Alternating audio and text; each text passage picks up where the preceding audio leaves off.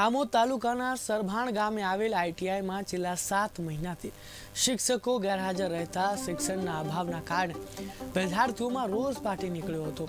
છેલ્લા કેટલાક સમયથી શિક્ષકો હાજર ન રહેતા 80 જેટલા વિદ્યાર્થીઓને શિક્ષણનો અભાવ જોવા મળી રહ્યો છે।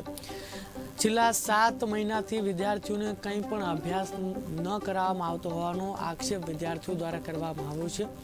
વધુમાં વિદ્યાર્થીઓ દ્વારા આક્ષેપ કરતા જણાવ્યું હતું કે આઈટીઆઈમાં રોડ રસ્તા પર ઠેર ઠેર જંગલી બાવળનું સામ્રાજ્ય વધી જતા ઝેરી જાનવરોનો પણ ખતરો ઊભો થયો છે।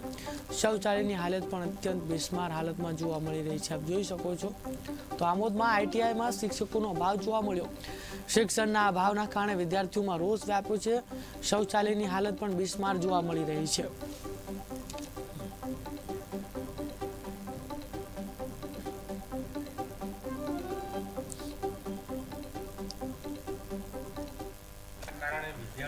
શિક્ષણ પણ મળતું નથી અને અહીંયા અસુવિધા તમે જોઈ શકો છો કે જ્યારે ગુજરાત સરકાર ભણશે ગુજરાતની વાત કરે છે, મોટા મોટી વાતો કરે છે, પણ હાલમાં તમે એની પરિસ્થિતિ જોઈ શકો છો કે ગાંડા બાવળનું પણ સામ્રાજ્ય છે। અહીંયા શિક્ષણનો પણ અભાવ છે, શિક્ષકો પણ અહીંયા આગળ હાજર નથી। છેલ્લા કેટલા મહિનાઓથી આ વિદ્યાર્થીઓને શિક્ષક ના હોવાના કારણે તેમનું શિક્ષણ પણ બગડી રહેલું છે।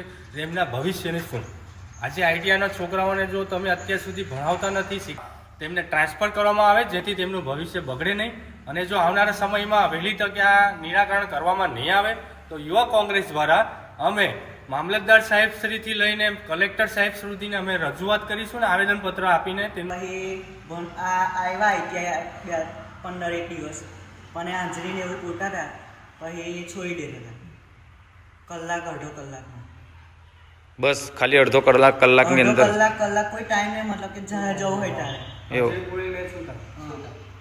બીજી સગવડ નથી, ભણવાની સગવડ નથી, પંખા કઈ ઠેકાણા નથી, મશીનો પણ નથી, સાહેબો પણ નથી। સાહેબ આવતા હતા પણ એક જણ આવતા એક મેં કોઈ સુવિધા જ નથી આપવામાં આવતી। તો અમારી એવી માંગ છે સરકારશ્રીને કે અમને બીજી આઈટીઆઈમાં ટ્રાન્સફર આપી દો, ત્યાંથી અમારું વર્ષ ના બગડે કે ભણતર ના બગડે।